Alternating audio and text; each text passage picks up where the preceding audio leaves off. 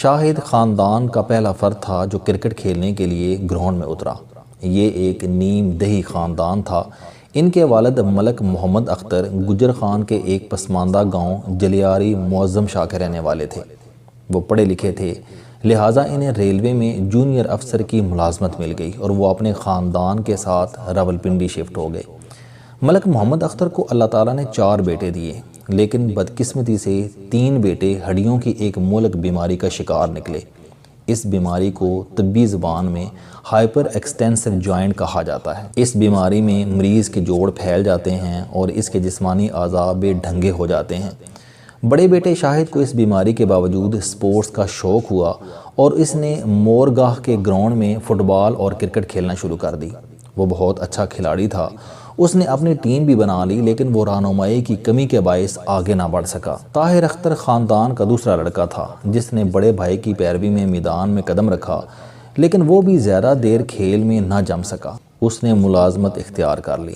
تیسرا بھائی عبید اختر بھی کرکٹ کی طرف آیا، لیکن وہ پڑھائی میں اچھا تھا، چنانچہ اس نے کرکٹ کو پڑھائی پر قربان کر دیا۔ شعیب سب سے چھوٹا بھائی تھا۔ شعیب اختر کھلاڑی نہیں بن سکتا تھا۔ اس کے جسم میں 4 بڑے نقائص تھے۔ اس کے پاؤں ہموار تھے۔ ہموار پاؤں کے لوگوں کو انگریزی میں فلیٹ فٹڈ کہا جاتا ہے۔ یہ لوگ بھاگنے، دوڑنے، دیوار پر چڑھنے اور پھلانگنے کی صلاحیت سے محروم ہوتے ہیں، لہذا آج تک دنیا میں کوئی فلیٹ فٹڈ شخص کھلاڑی نہیں بن سکا۔ شعیب کا دوسرا نقص ہائپر ایکسٹینسو جوائنٹس تھے۔ وہ اس بیماری کا انتہائی مریض تھا، لہٰذا اس کے بازو اور اس کی ٹانگیں لٹک جاتی تھیں۔ اس نے 5 سال کی عمر میں چلنا شروع کیا تھا۔ اس کا تیسرا نقص دمہ تھا۔ اسے بچپن میں کالی کھانسی ہوئی اور یہ کھانسی اس کے پھیپھڑوں پر اپنا اثر چھوڑ گئی، اور اس کا چوتھا نقص اس کا مزاج تھا۔ وہ اپنے رویوں میں نارمل نہیں تھا۔ وہ انتہا پر جا کر سوچتا تھا، لہٰذا اس کے والدین، اس کے بہن بھائیوں اور اس کے دوست احباب اس کے مستقبل کے بارے میں زیادہ پر امید نہیں تھے۔ وہ پڑھائی میں بھی اچھا نہیں تھا، لیکن پھر ایک عجیب معجزہ ہوا۔ اس بچے نے ایک دن بیٹ پکڑا اور ساری ٹیم کو حیران کر دیا۔ وہ قدرتی طور پر کرکٹر نکلا۔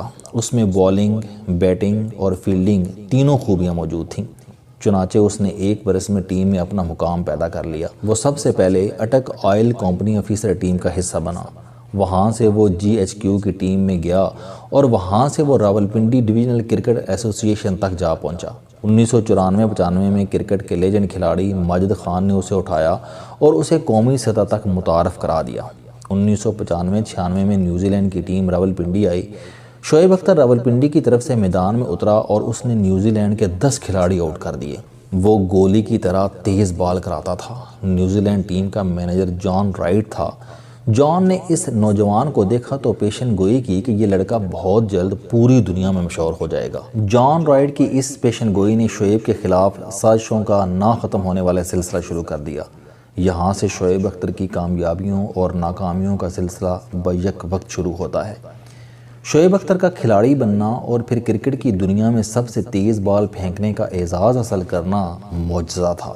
یہ کھیلوں کی تاریخ کا پہلا کھلاڑی تھا جس کے پاؤں بھی ہموار تھے اور جو ہائپر ایکسٹینسو جوائنٹس کا بھی مریض تھا، لیکن اس معذوری کے باوجود اس نے پوری دنیا کو حیران کر دیا۔ یہ معجزہ کیسے ہوا؟ یہ بات بھی کسی معجزے سے کم نہیں۔ اس معجزے کی بنیاد اس کا رویہ تھا۔ شعیب اختر بنیادی طور پر انتہا پسند شخص تھا۔ اس کے مزاج میں خودکشی کی حد تک ایڈونچر پایا جاتا تھا۔ وہ چیلنج قبول کرتا تھا اور اس چیلنج کو بعد ازاں زندگی اور موت کا مسئلہ بنا لیتا تھا۔ اس نے 8-9 سال کی عمر میں موٹر سائیکل چلانا سیکھی اور راولپنڈی میں موٹر سائیکل کے کرتب شروع کر دیے۔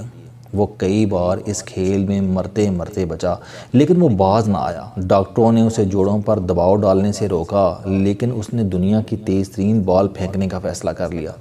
میڈیکل سائنس شعیب کی اس شدت کو حماقت سمجھتی ہے، لیکن وقت نے ثابت کیا کہ اس کی یہی شدت پسندی اس کی کامیابی کی واحد وجہ بنی۔ اس نے اپنی شدت پسندی کے ذریعے اپنی پیدائشی معذوری اور اپنی بیماریوں کو شکست دے دی۔ وہ کھلاڑیوں کی صفیں چیرتا ہوا وہاں جا پہنچا جہاں عزت اور شہرت اس کے پاؤں میں پڑی تھی۔ مجھ سے شعیب اختر کا تعارف ہمارے ایک سینئر صحافی نے کرایا تھا۔ میں نے شعیب کا کھیل دیکھنا شروع کیا اور میں اس کے سحر میں گرفتار ہوتا چلا گیا۔ شعیب کے 2 بھائی میرے دوست ہیں، جبکہ اس کی والدہ میں مجھے اپنی ماں کی جھلک نظر آتی ہے۔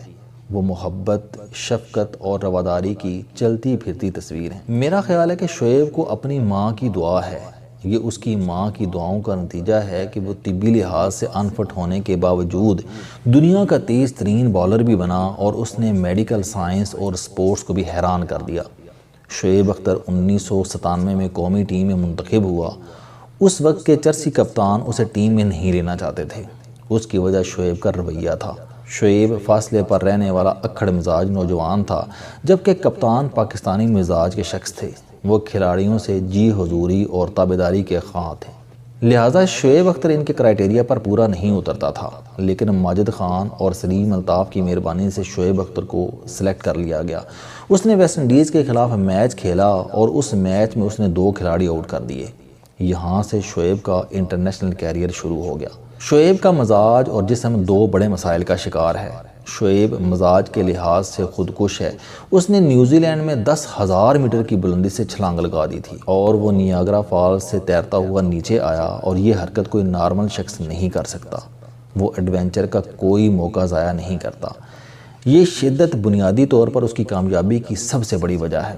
اگر آپ اسے بھاگتے ہوئے اور بال پھینکتے ہوئے دیکھیں، آپ کو اس لمحے اس کے چہرے پر ایک عجیب طرح کی وحشت، غصہ اور تفاخر دکھائی دے گا۔ اس وقت آپ کو اس کے انگ انگ میں ایک ابنارملٹی نظر آئے گی۔ یہ وہ ابنارملٹی، یہ وہ وحشت اور یہ وہ غصہ ہے جس کی وجہ سے وہ 100 میل کی رفتار سے بال پھینکتا ہے۔ اگر شعیب میں یہ غصہ اور یہ شدت نہ ہوتی تو وہ کبھی اپنے ہموار پاؤں اور ہائپر ایکسٹینسو جوائنٹس کے ساتھ دنیا کا صف اول کا کھلاڑی نہ بن پاتا۔ وہ کبھی اس مقام تک نہ پہنچتا۔ شعیب کو ہر میچ میں اپنے حوصلے، فیصلے اور جرأت کا تاوان ادا کرنا پڑتا ہے۔ ہر میچ میں اس کا جسم ٹوٹ پھوٹ کا شکار ہوتا ہے اور اس کے نتیجے میں وہ انفٹ ہو جاتا ہے۔ یہ انفٹنس اس کی شدت میں اضافہ کر دیتی ہے اور وہ اپنے قرب و جوار سے الجھنا شروع کر دیتا ہے۔ یہ الجھن اس کے کیریئر کی سب سے بڑی رکاوٹ ہے۔ وہ یہ رکاوٹ بھی دور کر لیتا تھا، لیکن لوگوں نے آج تک اسے اور اس کے مسئلوں کو سمجھنے کی کوشش نہیں کی۔ شعیب نے آج تک پاکستان کو بہت کچھ دیا، لیکن ہم پاکستانیوں نے اسے افسوس اور تکلیف کے سوا کچھ نہیں دیا۔ السلام علیکم دوستو، علم دوستی چینل بنانے کا مقصد موٹیویشنل اور زندگی بدل دینے والی کہانیاں آپ تک پہنچانا ہے۔ مجھے خوشی ہے کہ آپ احباب کو یہ ویڈیوز بہت پسند آ رہی ہیں۔ کوئی بھی شخص جو مایوسیوں میں گھرا ہو یا کوئی بھی شخص جو اپنی زندگی مثبت انداز سے گزارنا چاہتا ہے، اس کے لیے یہ چینل لائف چینجنگ ثابت ہوگا۔ میرا دعویٰ ہے کہ کوئی بھی شخص اگر اس چینل کی ویڈیوز دیکھ اور سن لے گا تو اس کی زندگی بدل جائے گی۔ اگر آپ کو یہ چینل پسند آئے تو اسے سبسکرائب کرنا نہ بھولیں تاکہ ہر نئی آنے والی ویڈیو آپ تک پہنچ سکے۔ اس ویڈیو کو دوسروں تک ضرور پہنچائیں کیونکہ یہ صدقہ جاریہ ہے۔